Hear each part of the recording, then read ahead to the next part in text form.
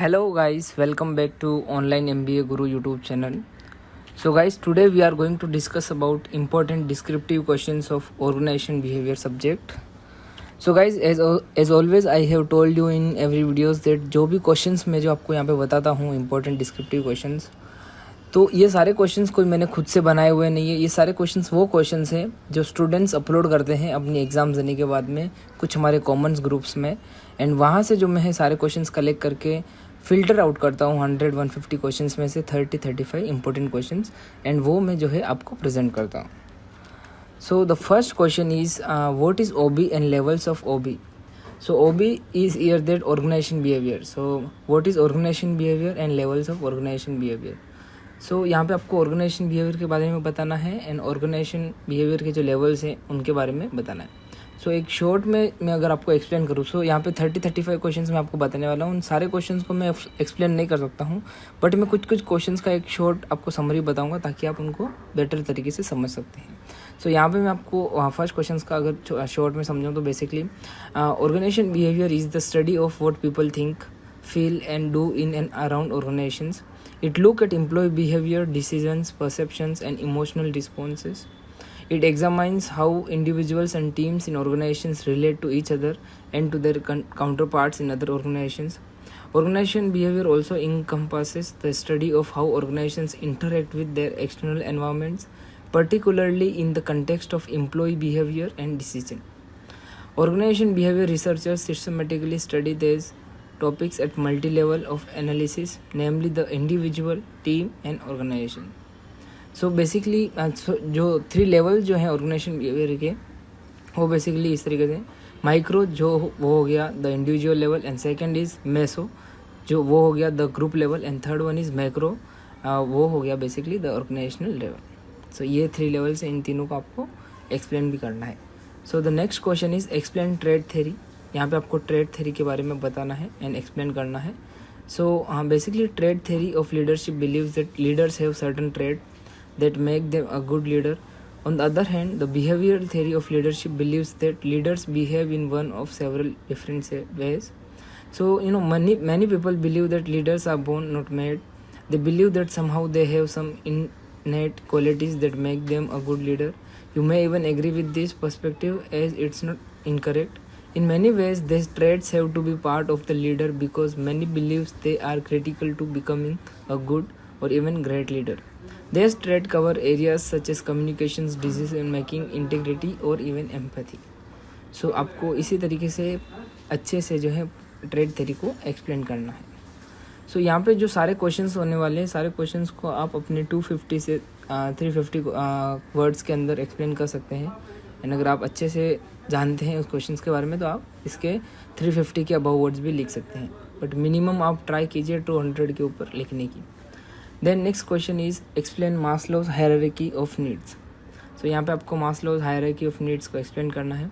जैसे कि Maslow's hierarchy of needs is a theory of motivation which states that 5 categories of human needs dictate an individual's behavior. Those needs are psychological needs, safety needs, love and belonging needs, esteem needs and self-actualization needs. Then next question is explain bureaucratic leadership and impact on employees. So यहाँ पे आपको bureaucratic leadership जो है उसके बारे में explain करना है एंड उसका इम्पेक्ट क्या होता है एम्प्लॉय के ऊपर वो आपको एक्सप्लेन करना है। जैसे कि bureaucratic leadership is a leadership based upon fixed official duties under a hierarchy of authority applying a system of rules for management and decision making. This style of leadership can be advantageous in highly regulated lines of business and it can be an efficient management style in companies that don't require much creativity or innovation from employees. Then next question is write a note on individual and intra-group tactics. यहाँ पे आपको individual and intra-group tactics क्या होती है उसके बारे में explain करना है। Then next question comes explain 8 subjects of organization behavior. So organization behaviors के जो 8 subjects aspects हैं उनको आपको explain करना है, जैसे साइकोलॉजी हो गया, सोशियोलॉजी हो गया, ऐसे ही बहुत सारे हैं, वो आपको 8 के 8 explain करने हैं। Then next question comes explain stages of erections of personality development. सो यहाँ पे आपको स्टेजेस जो हैं इरेक्शंस ऑफ पर्सनैलिटी डेवलपमेंट के वो आपको एक्सप्लेन करने हैं। जैसे कि कुछ 8 के अराउंड कुछ इरिक्शंस के पर्सनैलिटी डेवलपमेंट के स्टेजेस हैं, जैसे कि इन्फेंसी हो गया, जो बेसिकली बताता है कि basic trust versus mistrust. Then second one is toddler, वो बेसिकली होता है autonomy versus shame and doubt. Third one is preschool age, वो basically initiative versus guilt. Then fourth one is school age which is industry versus inferiority. Then fifth one is adolescence, identity versus identity confusions. Then young adulthood, which is intimacy versus isolation. Then comes middle age, generativity versus stagnation. And then comes last one, older adulthood, which is integrity versus despair. सो इन्हीं को जो है आपको अच्छे तरीके से explain करना है. Then next question comes explain 3 stages of behaviour. यहाँ पे आपको बिहेवियर के जो 3 स्टेजेस होते हैं उनको आपको एक्सप्लेन करना है. Then next question comes is explain reward effort imbalance model. So यहाँ पे आपको रिवॉर्ड एफर्ट इम्बैलेंस मॉडल को एक्सप्लेन करना है. Then next question comes write a note on Alderfer's ERG theory. So यहाँ पे आपको अल्डेफर्स ERG थ्योरी है उसको एक्सप्लेन करना है. एंड गाइज ट्राई कीजिए कि जितनी भी थेरीज जो हैं इस सब्जेक्ट में उन सारी थेरीज को एक बार आप गो थ्रू कर ले, ताकि बेसिक क्या होता है कि मोस्ट प्रोबेबली ऐसे चांसेस होते हैं कि 100 में से 50 to 60% चांसेस आर देयर कि आपको कोई ना कोई एक ऐसा क्वेश्चन आ सकता है जो थेरी के रिलेटेड हो सकता है. सो अल्डेफर्स ERG थेरी के बारे में अगर एक शॉर्ट में बताऊं तो basically Alderfer's ERG theory is the extension of Maslow's needs hierarchy, wherein the Maslow's 5 needs are categorized into 3 categories, which is existence need, related needs and growth needs. So इसी को जो है आपको एक्सप्लेन करना है. Then comes the 11th questions. Explain multicultural team. यहाँ पे आपको multicultural team क्या होता है वो आपको एक्सप्लेन करना है. And then next question comes explain different powers. So यहाँ पे आपको डिफरेंट पावर्स जो होते हैं उनके बारे में बताना है.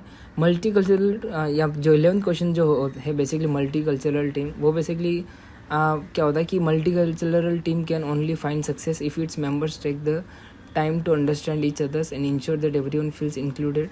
Multi-culturalism and cultural intelligence are traits that are taking on increasing importance in the business world today. So ये काफ़ी अच्छा क्वेश्चन है, ये आप एक्सप्लेन कर सकते हैं अच्छे तरीके से. And then 12th one is explain different powers. Then next comes 13th questions, what is bureaucratic management. So यहाँ पे आपको bureaucratic management के बारे में explain करना है. Then next question come explain scope of OB. So ऐसे questions भी बहुत देखने मिलते हैं, जैसे organization behavior क्या होता है, फिर उसके levels क्या होते हैं, फिर उसके scope क्या होता है, फिर advantages भी आ सकते हैं. सो आप सब्जेक्ट को भी एक अच्छे तरीके से समझ लीजिए ताकि आपको अगर ऐसे क्वेश्चन आए तो आप आंसर कर सको. सो इन शॉर्ट अगर मैं आपको बताऊं तो scope of OB is the study of importance and scope of organisation behaviour is growing rapidly due to changing cultural, ethical and business environment of the organisation. Scope of organisation behaviour is increasing day by day due to the rapidly changing nature and environment of business. A manager should concentrate on employees' nature, reaction and response to different situations of the organization which are becoming an important part of today's scenario. So यही जो है scope आपको detail में explain करना है complete. Then next question come define perceptions and elaborate types of perception. यहाँ पे perception क्या होता है, उसके टाइप्स क्या होते हैं वो आपको बताने हैं. बेसिकली परसेप्शन गाइस आप जानते रहेंगे कि perception is the basically the organization, identification and interpretation of sensory information in order to represent and understand the environment. Then next question comes as explain 2 factors of Herzberg's theory. So यहाँ पे आपको Herzberg's theory है वो आपको explain करनी है. जैसे मैं आपको बताया था कि थेरी वाले क्वेश्चंस काफ़ी है, जैसे यहाँ पे आप देख सकते हैं फिर से रिपीट हुआ है. 2 factors of Herzberg theory आपको एक्सप्लेन करनी है. And Herzberg theory basically guys ये इसमें सेटिस्फेक्शन एंड डिससेटिस्फेक्शन के रिगार्डिंग है. सो ये आप आई थिंक अच्छा क्वेश्चन है, इसको आप अच्छे तरीके से एक्सप्लेन कर सकते हैं. Then next question comes explain intergroup power tactics. So यहाँ पे आपको इंटर ग्रुप पावर टेक्टिक्स क्या होते हैं उसको एक्सप्लेन करना है. Then next question comes explain factors of individual organisational politics. So यहाँ पे आपको factors of individual organisational politics को एक्सप्लेन करना है. Then next question comes explain challenges and opportunities of OB. जैसे मैंने आपको बताया था कि ओबी के ऐसे बहुत सारे क्वेश्चन आते हैं, तो यहाँ पे फिर से एक रिपीट हुआ है, challenges and opportunities of OB क्या होती है वो आपको एक्सप्लेन करना है। Then next question comes what are techniques to resolving conflicts. So conflicts को रिजॉल्व करने के लिए कौन कौन से ऐसे टेक्निक्स है वो आपको एक्सप्लेन करनी है। Then next question comes explain attitudes and elaborate any 3 components of attitude. So यहाँ पे आपको एटीट्यूड के बारे में बताना है एंड उसके 3 कंपोनेंट्स ऑफ एटीट्यूड जो होते हैं वो बताने हैं। Then next question comes explain the factors to be considered in relations to environment across culture. So यहाँ पे आपको फैक्टर्स वो फैक्टर्स बताने हैं जो कंसिडर किए जाते हैं relation to environment across culture के regarding. Then next question comes explain meaning of reinforcement. So यहाँ पे आपको री इन्फोर्समेंट क्या होता है उसको बताना है, अच्छे से एक्सप्लेन करना है। सो बेसिकली एक शॉर्ट में अगर मैं आपको बताऊँ तो reinforcement is the attempt to develop or strengthen desirable behaviour. There are 2 types of reinforcement in organisational behaviour, positive and negative. Positive reinforcement strengthens and enhances behavior by the presentation of positive reinforces, and negative reinforcement जो होता है इसका complete opposite. Then next question comes explain importance of group dynamics. So यहाँ पे आपको group dynamics का क्या एक importance है वो आपको explain करना है organization के towards. Then next question comes explain types of punishment. सो यहाँ पे आपको पनिशमेंट क्या होती हैं उसके बारे में एक्सप्लेन करना है एंड उसके टाइप्स क्या होते हैं उनको भी एक्सप्लेन करना है। जैसे कुछ टाइप्स मैं आपको बताऊँ, बेसिकली हो गए ओरल वार्निंग हो गया, रिटर्न नोटिस हो गया, सस्पेंशन हो गया, देन डिमोशन हो गया, देन पे कट एंड डिसमिसल। ये सारे कुछ टाइप्स हैं वो आप एक्सप्लेन कर सकते हैं। Then next question comes types of communication mode in informal group. So यहाँ पे आपको टाइप्स एक्सप्लेन करने हैं कम्युनिकेशन के मोड में, वो भी इनफॉर्मल ग्रुप में। And then next question comes interpersonal conflicts and techniques use for resolutions. So यहाँ पे आपको इंटरपर्सनल कन्फ्लिक्ट्स एंड टेक्निक्स जो यूज़ किए जाते हैं रेजोल्यूशंस के लिए वो एक्सप्लेन करनी है। Then next question comes explain the 5 terms of cultural. So cultural के आपको 5 टर्म्स एक्सप्लेन करने हैं। And then second last question which is explain goal setting theory. So यहाँ पे आपको गोल सेटिंग थ्योरी क्या होती है उसको एक्सप्लेन करना है। एक शॉर्ट में अगर आपको बताऊँ तो बेसिकली क्या होता है कि goal setting theory is an employee engagement tactic that involve setting specific and measurable goals to improve productivity. By incorporating the goal setting theory in the work place you can both improve employee performance as well as bolster employee engagement.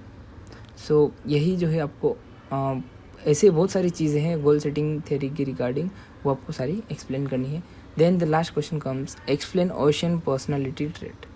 सो यहाँ पे basically ये personality trait है। So OCEAN का full form जो basically होता है openness, consciousness, then extraversion, then agreeableness and neuroticism. So यही जो पर्सनालिटी ट्रेट्स हैं इनको आपको डिटेल में एक्सप्लेन करना है। And that's all for today guys. Thank you for watching my video and stay tuned and stay connected for more videos like this, and make sure you have subscribed to our channel and like this video and इस videos को अपने friends के साथ में share कीजिए ताकि उनको भी एक बेसिक आइडिया मिले कि कौन कौन से क्वेश्चन जो है उनको रेफर करने चाहिए एग्ज़ाम्स के पहले। And thank you so much guys and make sure कि आप सब्सक्राइब कर दिए हैं ताकि सब्सक्राइब करने से आपको कोई भी मेरे नए वीडियोज़ आएंगे वो आपको पता चलता रहेगा।